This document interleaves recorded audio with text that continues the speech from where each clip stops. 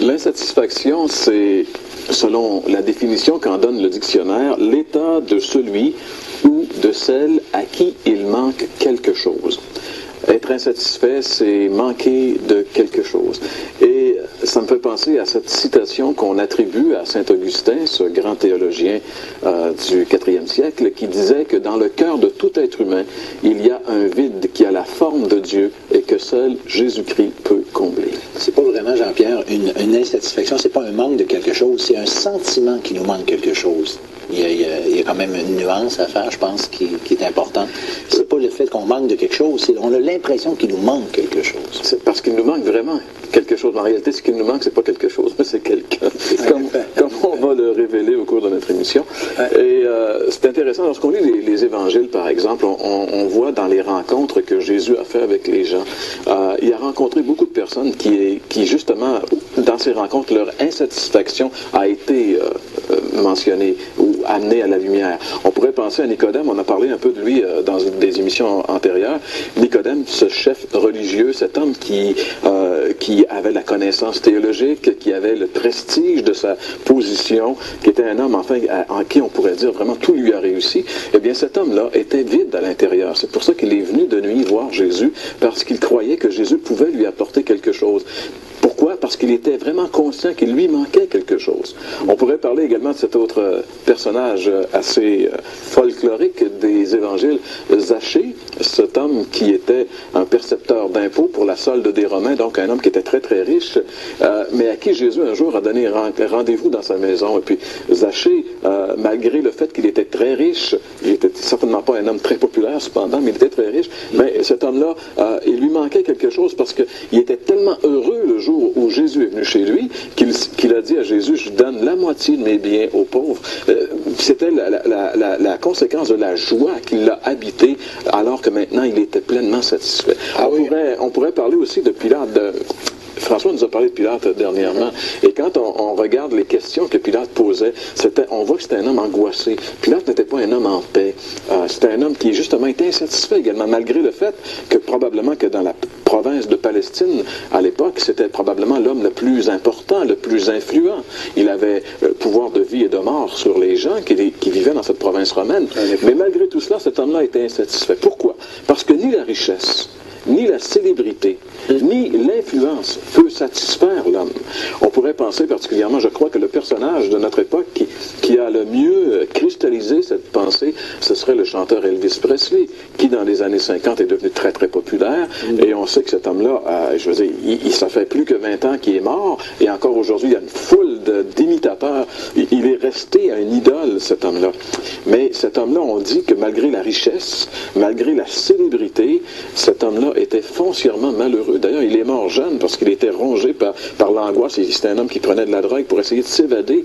Pourtant, quand on regarde de l'extérieur un individu comme celui-là, on peut dire, si lui n'est pas satisfait, qui finalement peut l'être satisfait sur la Terre? Ça démontre que la popularité, ça comble pas cette insatisfaction qu'on retrouve dans le cœur humain. Malgré qu'il faisait envie, hein. C'est évident que ce gars-là fait envie, même encore aujourd'hui. Même 20 ans après sa mort. C'est ça, puis lui, probablement, il aurait éventuellement changé facilement avec certaines autres personnes qui semblaient heureux dans la simplicité lorsque lui était dans la mort. Alors, lorsqu'on réfléchit sur des personnages comme ceux-là qui marquent l'humanité quand même, cet homme-là a marqué l'humanité, lorsqu'on réfléchit sur ces gens-là, on devrait normalement en arriver à la conclusion que c'est pas dans cette direction-là qu'on va trouver la satisfaction, même si la majorité de l'humanité continue de courir dans ces sentiers-là qui ont démontré qu'ils étaient des cul-de-sac depuis fort longtemps.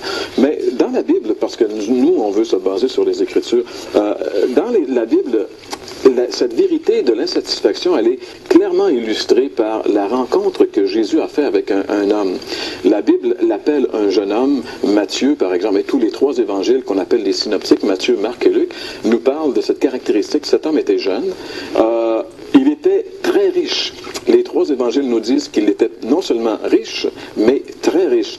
Et l'évangile de Luc nous dit que c'était un chef du peuple.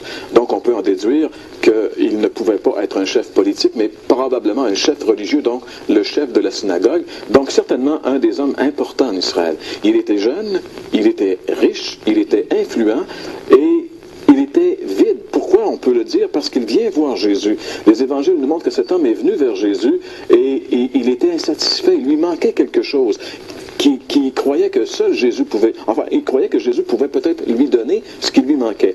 Dans l'Évangile selon Luc, chapitre 18 et le verset 18, on peut lire ensemble ce verset. Il est dit, un chef interrogea Jésus et dit, bon maître, que dois-je faire pour hériter de la vie éternelle? Alors cet homme, ce qui est intéressant, il est venu à Jésus. Donc on peut dire qu'il est venu à la bonne personne, parce que Jésus, il est celui qui est la vérité. Jésus sait tout et peut répondre à toutes nos aspirations. Alors il vient vers Jésus et puis il lui pose la bonne question. Il lui dit, qu'est-ce qu'il faut que je fasse pour avoir la vie éternelle? Alors Jésus va lui donner la bonne réponse. Ça montre que ça, c'était sa préoccupation. Là. La vie éternelle, pour lui, il savait qu'il n'avait pas, puis il pensait que Jésus avait la réponse pour lui. Exactement. Et ce qui est intéressant, lorsqu'on va regarder un petit peu ce jeune homme, c'est que il était, ce qu'on pourrait dire, un peu à l'image d'Elvis Presley dont on parlait tantôt, il était un homme qui, à nos yeux humains, on aurait dû dire, ben cet homme-là, il doit être satisfait, il est jeune. La jeunesse, Gaston, tu sais que ça passe vite. Hein? Oui. Puis il était populaire. Oui, il était... Ça, c'est pas comme nous, c'est pas rien. Il était jeune, il était influent, il était très riche. Il était très riche. Ça, c'est différent. Alors, on pourrait dire, finalement, si cet homme-là n'est pas satisfait avec tout ça, qui va l'être? Et pourtant, comme François vient de le mentionner, il démontre qu'il avait un besoin intérieur que ni sa richesse, ni son influence, ni sa jeunesse n'avaient plus comblé. Il y avait comme à l'intérieur, tu sais, ce vide de Saint-Augustin. Il était là, puis lui, il en était bien conscient. Parce qu'il semble que les gens qui ont satisfait ses besoins matériels sont plus conscients que les autres du vide. Si quelqu'un n'a pas satisfait ça, ben, il veut essayer de le satisfaire avec l'argent, avec ses... Mais quand les... je me rappelle d'avoir entendu M. Pellado, qui est décédé dernièrement, dire dans une entrevue que finalement, il disait, écoute, quand on est millionnaire, quand on peut s'acheter n'importe quoi, qu'est-ce que tu veux de plus, là? Si tu as une auto, tu n'en as pas besoin de 10. Si tu as une chaise pour t'asseoir, tu n'en as pas besoin de 1000. En voulant dire, il y avait une limite à ce que l'argent peut apporter pour te satisfaire. J'avais trouvé très sage ce que disait ce que M. Pellado disait, et ça correspond un petit peu à ce qu'on voit à travers les Écritures. Alors donc, ce jeune homme vient à Jésus, et Jésus va faire quelque chose de bien spécial, il va le retourner vers un examen de conscience. Jésus va lui dire, ben, écoute, si tu veux avoir la vie éternelle, on peut lire peut-être ensemble au verset 20, Jésus lui dit ceci, tu connais les commandements, tu ne commettras point d'adultère, tu ne tueras point, tu ne déroberas point, tu ne diras point de faux témoignages, honore ton père et ta mère. Donc Jésus le retourne à la loi, c'est-à-dire à l'obéissance aux commandements. Mais je trouve quelque chose de très intéressant ici. Si on lit, par exemple, j'aimerais continuer et lire le verset 21, ce jeune homme dit, j'ai, dit-il, observé toutes ces choses dès ma jeunesse. Ce jeune homme confirme son obéissance à la loi, son obéissance au commandement de Dieu. Mais pourtant, il affirme ne pas avoir la vie éternelle pour autant, parce qu'il dit à Jésus, je veux avoir la vie éternelle. Alors la question qu'on peut se demander, comment ça se fait que quelqu'un qui obéit à la parole de Dieu n'a pas la vie éternelle? Mais pensait-il? Pourquoi? Non, mais pourquoi? Oui.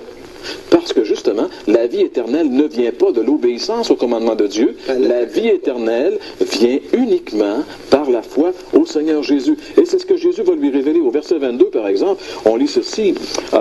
Jésus, ayant entendu cela, lui dit, il te manque encore une chose. Va, vends ce que tu possèdes, distribue-le aux pauvres, et tu auras un trésor dans le ciel. Jésus lui dit, il te manque une chose. Et la chose qui lui manque, c'est la chose la plus importante.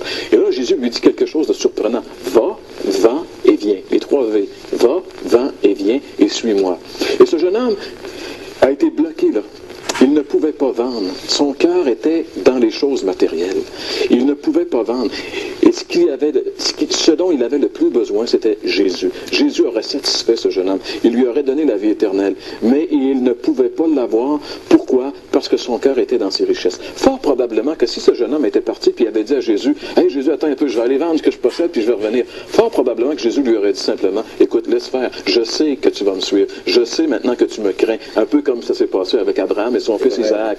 Mais, voyez-vous, alors, qu'est-ce que ce texte-là nous enseigne finalement sur l'insatisfaction?